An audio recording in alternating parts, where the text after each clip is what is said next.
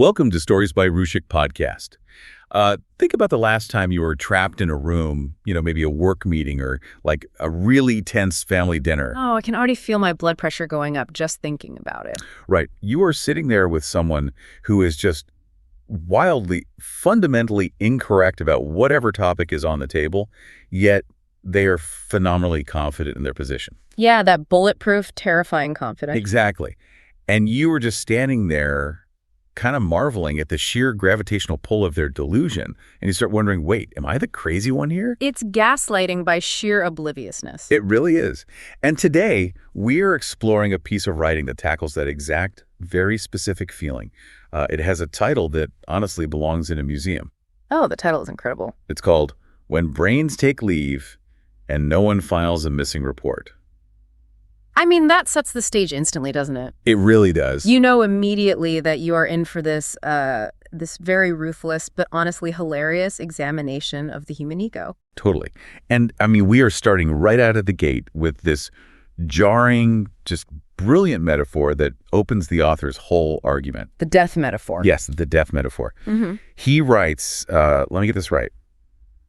When you are dead, you don't know you are dead. The pain is felt by others. The same thing happens when you're stupid. It's just, it hits you like a freight train because it is so incredibly accurate. It really is. Let's unpack that comparison because it reveals something, I think, incredibly profound about how we operate as people. Right, because, death has this very dramatic final reputation. It walks in, it switches off the lights inside your brain, and you, the person who died you, are entirely spared the subsequent fiasco. You're just gone. You have no idea what's happening. Exactly. You are completely gone. The people left behind are the ones, sweeping memories from the floor and dealing with all the logistical and emotional aftermath of the event. The paperwork, the grief, all of it. All of it. And his point is that ignorance follows the exact same pattern of, oblivious bliss for the afflicted person. Right, the person being foolish is having a great time. They are having a wonderful time. The crucial difference, though, is that the ignorant person is still breathing. They are walking around the office, going to meetings, and usually they are offering very eager life advice to everyone else. Which is the worst part. So the mission of our conversation today is to really unpack this comic yet highly, highly accurate lesson on how that specific brand of ignorance bruises absolutely everyone in the vicinity except the one flaunting it. Which is so frustrating. It is. And, as a listener, you know the feeling. You are nodding along right now, trying to figure out how someone could be so totally detached from reality, but just so pleased with themselves. And I think his wit in categorizing these individuals is what makes this material so incredibly relatable. He describes them as operating with the confidence of a magician who never practiced the trick. Oh, man, that visual is just, it's too good. Imagine, paying for a front row seat to that magic show. Right, you've paid good money. And the magician stands on stage, and he tries to do a card trick, but he just flings the entire deck into the air by accident. It's a 52-card pickup on stage. Yeah, and then the rabbit bites him and escapes into the aisles. Mm-hmm. The hat falls off the table. The smoke machine catches fire. It's total chaos. A complete disaster of a performance. But then the magician steps forward, throws his arms wide, and takes this massive theatrical bow.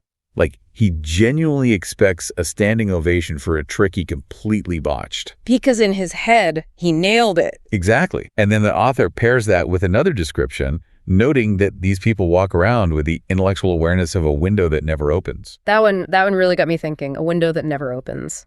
Because it gives you the illusion of a connection to the outside world, right? You can see through it. Exactly. You can see the trees, you can see the weather happening, so you think, I understand what is going on out there. But it absolutely refuses to let any actual fresh air in. It's just a solid block of glass. A solid block. And over time, the hinges rust. The air inside the room gets so stale, but the window itself feels like it is doing a great job simply by existing and providing a view. But the collateral damage of being in the room with that closed window is just, it's something to behold. I mean, you are in a discussion, right? You're trying to move a project forward at work, and they will casually drop a line that makes the universe reconsider the entire concept of human evolution. A statement so aggressively absurd, it feels like it just sets humanity back a few thousand years. Yes. And they just smile. They beam at you across the conference table as if they've just solved global hunger with a single fragmented sentence. While everyone else is just suffering. Meanwhile, you and everyone else in the room are staring at the ceiling tiles, desperately searching for a trap door to just fall through and escape. And that leads right into how he compares this specific brand of loud, unaware ignorance to a tipsy uncle at a wedding who insists on giving a toast. Oh, we've all seen that uncle. Oh, absolutely. When that uncle grabs the microphone, the whole room just goes quiet, and you start with a tiny sliver of hope, right? Like maybe he'll keep it short. Yeah, maybe this will be brief, maybe it'll be sweet. But very quickly, usually within 30 seconds, you end with regret. Deep, profound regret. You spend the rest of the evening questioning your life choices while actively plotting an escape route to the dessert table just to get away from him.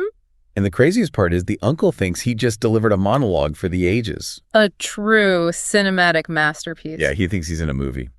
While the rest of the table is just trying to figure out how to avoid eye contact with him for the next 3 hours. So true. Let's pause and push back on the mechanics of this for a second, though. Yeah. Because I want to know, is this loud ignorance simply a defense mechanism? That's an interesting question. Because I look at this behavior, and I wonder if they are secretly compensating for feeling inadequate.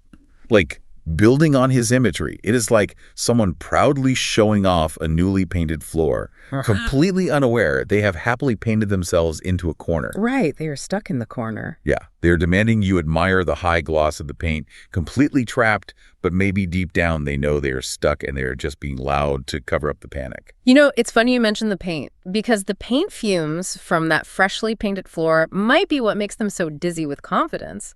True. But looking closely at the author's thought leadership here, he seems to lean far away from the idea of secret insecurity and heavily into genuine obliviousness. Wait, really? So they genuinely just don't know? Yeah, it might start as a defense mechanism early on in life, like the ego cannot handle the vulnerability of being wrong, so it shuts down the sensory input to protect itself. Okay, that makes sense. But over time, if you never open that window, the mechanism hardens. The obliviousness becomes completely genuine because the brain literally forgets how to process new, contradictory data. Wow. So it's not a friend. It's their reality. Yeah, exactly. And the true tragedy, as he points out, is that they never realize it. They are entirely insulated from the room's reaction, distributing what they believe to be pure joy and wisdom. But, laughing at the tipsy uncle or the trapped painter, it is only fun for about 3 minutes. Tops. After that, the comedy evaporates, and you are left dealing with the actual physical exhaustion of standing next to them. It is draining. It really shifts. We move from observing how proudly they behave to looking at the visceral toll it takes on us just being around it. And he draws a very sharp contrast here between wise people and foolish people. Yeah, how does he define that difference? Well, when you interact with a wise person, they actually listen. They reflect on your words, and most importantly, you leave the interaction feeling uplifted, like a weight has been taken off your shoulders. You feel lighter. Yes. But a foolish person does the exact opposite. They make you feel like you were doing manual labor with your mind. Manual labor with your mind. That is, wow, the sheer dead weight of it. It's exhausting just to comprehend. He specifically notes that 5 minutes with them feels like carrying sandbags up a staircase. Sandbags, yes. You walk away holding your head, and it is not a normal headache. You are holding your head because the universe is actively warning you that your IQ is leaking.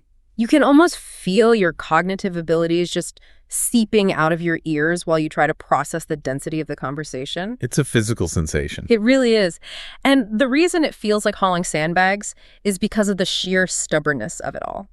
Advice and logic bounce off this foolishness like rubber balls on marble. Ping, ping, ping. Exactly. Nothing absorbs. It just ricochets right off. I have to bring in his charger cable metaphor here because I think it captures that frustration so perfectly. Oh, I love this one. He says talking to them feels like trying to upload a file using a charger cable. The connection fits. You are using the right port. It should work, but no data transfers. Ever. Just an empty battery icon on the screen mocking your efforts. Exactly. But it begs the question, why do we keep trying to plug it in? If we know the data won't transfer, why do we keep hauling the sandbags up the stairs? That is the million-dollar question. I think we do it because of some misplaced human optimism. We think, okay, well, maybe the charger cable didn't work, so let's try diagrams. Right, let me draw it out for you. Yeah, let me draw on a whiteboard. Let me put on a full shadow puppet show. Let me pull out ancient scrolls. Let me queue up high-definition video footage. We pour all this energy into trying to make it make sense for them. And their reaction to your very elaborate shadow puppet show is to just blink at you, say something entirely unrelated, and force you to question your own grip on reality. Yes. And then the absolute kicker comes after you have presented all this flawless, well-researched logic. They grin with that unique bravery that only ignorance provides, and they tell you that you are overthinking. Oh, you're overthinking it.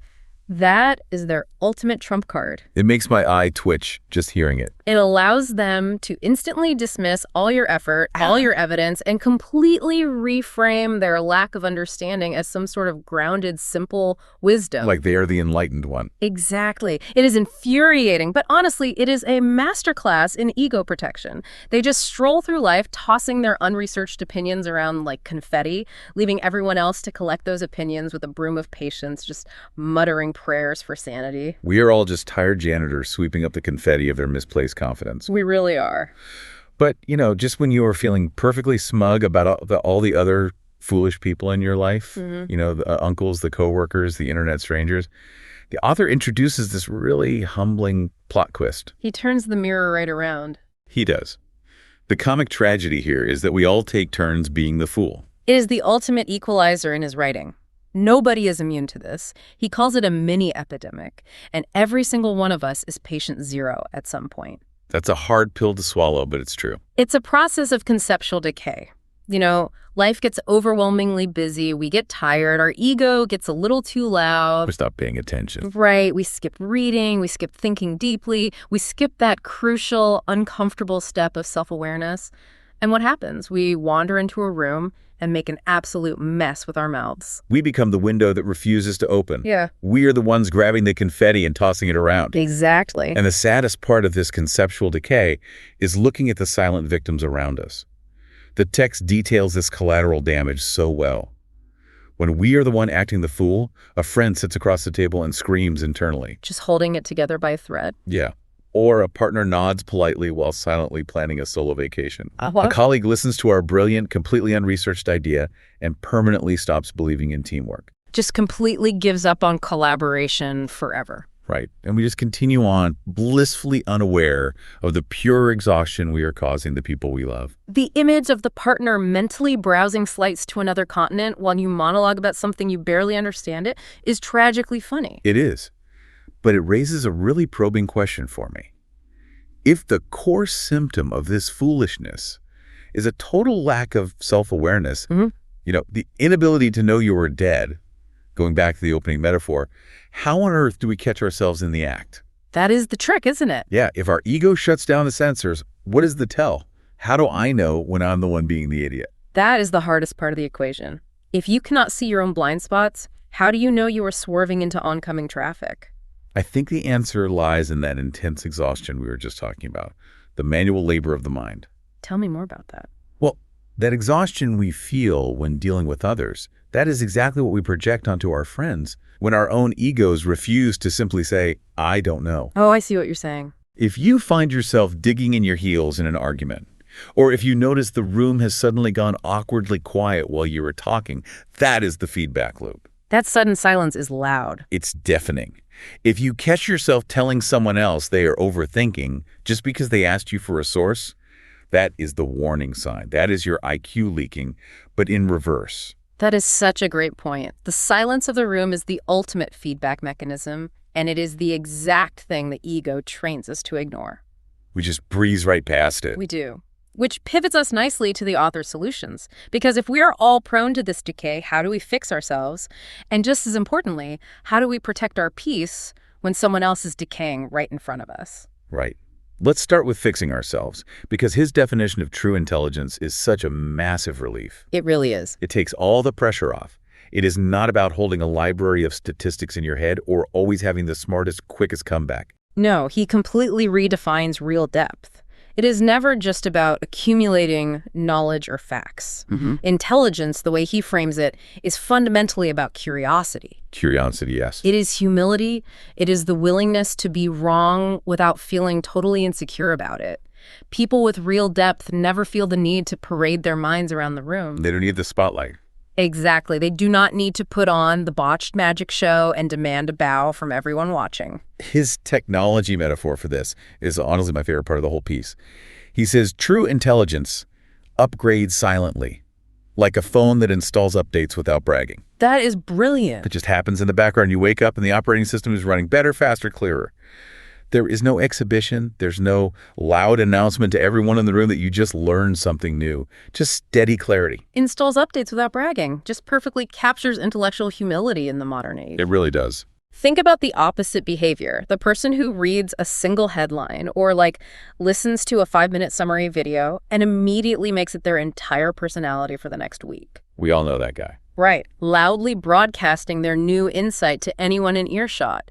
That is the noisy ego looking for validation. The silent update is taking that same information, letting it challenge your worldview, quietly adjusting your behavior, and then just moving forward. But wait, I struggle with this silent update idea just a little bit. Really? How come? Well, if you never voice your new insights, how do you pressure test them? Isn't there a risk that a silent update is just you quietly forming a new, equally stubborn opinion in a vacuum? Ah, I see what you mean. Yeah, like if you aren't talking about it, how do you know if the update is actually a bug? That is a very fair challenge, but I think the distinction he is making is between testing an idea and parading an idea. Okay, unpack that for me. You can absolutely discuss new concepts with people to pressure test them. The issue is the bragging. The issue is the exhibition of it all. A silent update doesn't mean you take a vow of silence and never speak again. It means you don't require a gold star and a round of applause from the room just because you slightly adjusted your worldview. Got it. You are seeking truth, not an audience. Okay, that makes sense. You are looking for calibration, not a standing ovation. So, all right, that covers installing updates for ourselves. But what about self-protection? The survival tactics. Yes. What do we do when we are faced with the tipsy uncle? When someone is demanding we upload a file via a charger cable and they're tossing confetti everywhere, how do we survive the sandbags? His perspective on boundaries here is fantastic. Yeah. He makes the rules of engagement very, very simple. Which we desperately need. Right. You do not argue endlessly. You do not try to fix them. You master the subtle art of stepping away before your inner peace starts writing resignation letters. Inner peace, writing a resignation letter. I love that so much. Dear brain, I am tendering my 2 weeks' notice. I am cashing out my 401k. I cannot take this conversation about the moon landing anymore. We all have this deeply ingrained instinct that we must correct the record, right? Yeah. We feel this undeniable urge to win the argument or to save the person from their own glaring ignorance. But we want to be the hero of the conversation. Exactly. But he reminds us that not every conversation is a rescue mission. You do not have to deploy the ancient scrolls and the whiteboard diagrams. You can just execute a graceful goodbye. A graceful goodbye. Yes, you can literally just say, that is an interesting perspective, and walk away. You preserve your energy. It is the ultimate permission slip to just let it go. Yeah. You are not the universe's designated fact checker. You're not. But, he doesn't let us walk away with a sense of superiority either. He pairs this boundary setting with a really beautiful call for empathy. Which is so important. We have to keep a soft corner for these people because life will eventually hand us the exact same mirror. We are all, as he puts it, flawed travelers. Flawed travelers. Yeah. It takes all the venom right out of the frustration, doesn't it? It really does. Some of us trip over stones more often than others. Some of us trip, fall down, and flat out refuse to acknowledge the stone even exists. But all of us have the capacity to learn. We all stumble. Right. The stubbornness of ignorance might seem permanent when you are the one hauling the sandbags up the stairs. But the potential for a silent update is always there for everyone. It brings a necessary warmth to the whole exploration. We spend the first half laughing at the absurdity of loud, confident ignorance, and the second half realizing, oh, wait, we have absolutely been the person holding the confetti. We've all thrown the confetti. Which brings us to the overarching theme, the final joke that life plays on us all. And it brings us right back to the beginning. Death hurts the living, and foolishness hurts the living too. They both cause pain for everyone else. Exactly. They both leave a mess for everyone else to sweep up. But there is one massive, crucial difference. Which is? Death cannot be helped. It is inevitable. Foolishness, however, can be cured. But it can only be cured if the ego is willing to retire. The ego is the bottleneck. It is the bouncer standing at the door of your brain, refusing to let the silent update install because it doesn't like the look of the new data. Precisely. Until you tell the ego to step down, you will keep hauling sandbags. Or worse, you will be the reason someone else's partner is mentally booking a one-way flight to another continent. And since we cannot force the rest of the world to retire its ego, the author leaves us with a brilliant piece of closing advice to protect ourselves. He says to carry your wit like sunscreen. Sunscreen against the bright, blinding glare of misplaced confidence. It is such a vivid image. The glare of someone else's delusion can burn you out. It can completely exhaust you. But if you have your wit, if you have that sense of humor, that ability to issue a graceful goodbye, that internal chuckle instead of an external shouting match, you are protected. You don't get burned. You don't. You just observe the magic trick, watch the rabbit escape into the audience, apply a little more sunscreen, and enjoy the absurdity of the human condition. It changes the entire dynamic. You stop being a victim of their ignorance, and you start being an amused spectator. Exactly. But here's a final thought for you, the listener, to mull over as you go about your day. We talked about how the silent victims are the ones who suffer when our own egos flare up. Right. If we are all taking turns being the fool, maybe the ultimate sign of a healthy relationship isn't never arguing. Maybe it is having people in your life who care enough and feel safe enough to tell you when you have started hauling sandbags. Oh, that's a great thought. Who is your designated mirror? Who in your life is allowed to tell you that your window is stuck without you biting their head off?